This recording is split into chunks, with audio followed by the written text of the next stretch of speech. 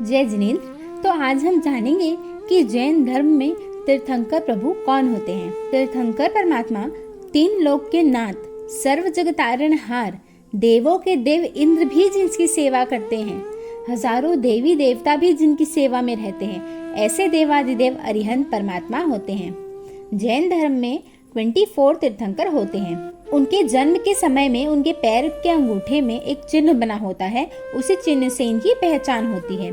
और मंदिर में उनकी प्रतिमा जी के नीचे तरफ यह चिन्ह बना होता है, जिससे कि हम तीर्थंकर प्रभु की पहचान कर सकते हैं। जैसे आदिनाथ जी का चिन्ह है वृषभ, पार्श्वनाथ प्रभु का चिन्ह है सर्प, महावीर प्रभु का चिन्ह है सिंह आदि। ये साधारण मनुष्य के जैसे ही जन्म लेते हैं और दीक्षा लेकर तप करके चतुर्विक संघ की स्थापना करते हैं। उसमें साधु, साध्वी, श्रावक और श्राविका आते हैं।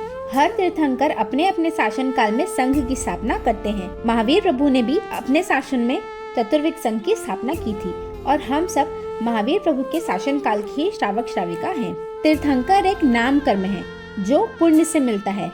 यह कर्म जिसका भी बंद होता है वो आने वाले किसी भी जन्म में तीर्थंकर बन सकता है और मोक्ष सुख को प्राप्त कर सकता है।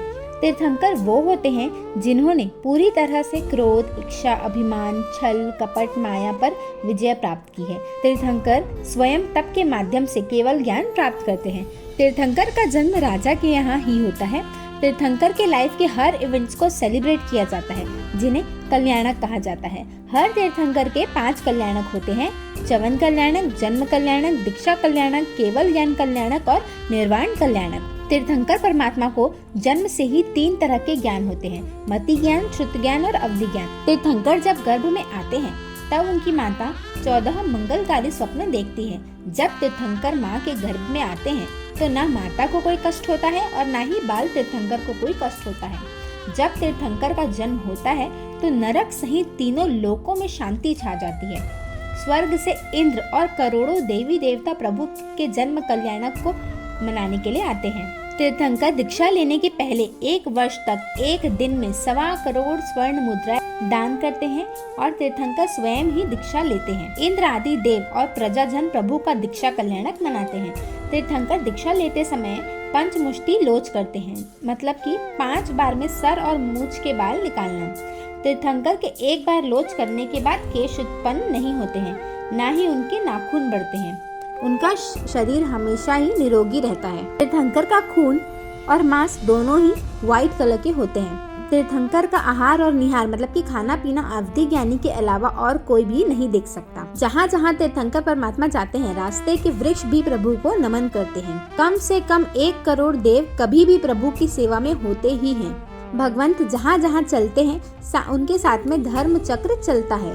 प्रभु जब श्वास लेते हैं तब उनकी सांस भी पद्म कमल की जैसी सुगंधित होती है।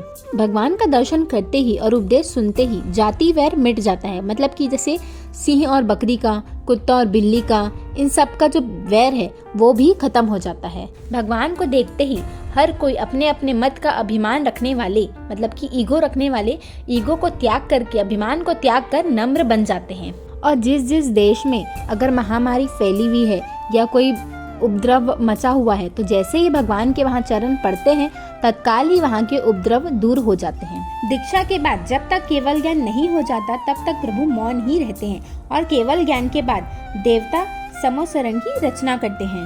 समोसरण मतलब कि जहाँ पे सभी जीव बैठ के प्रभु की देशना को सुन पाते हैं। सभी जीवों को तारने के लिए प्रभु धर्म देशना देते हैं और सभी जीव अपनी अपनी भाषा में उस देशना को समझ जाते हैं।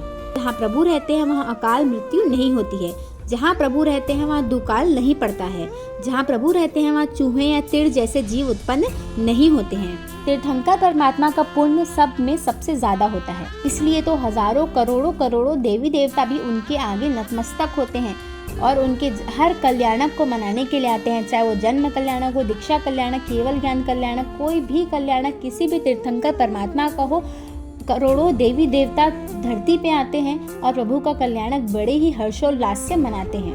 उसी तरह प्रभु के निर्वाण कल्याणक को भी महोत्सव की तरह ही मनाया गया है, क्योंकि प्रभु ने तो धर्म देशना दे के अपने सारे कर्म मल का नाश करके शाश्वत सुख, मोक्ष सुख को प्राप्त किया है। ऐसे होते हैं हमारे तीर्थंकर परमात्मा। परमात्मा की आज्ञा विरुद्ध कुछ कहा हो तो मिक्षामि दुक्कडम।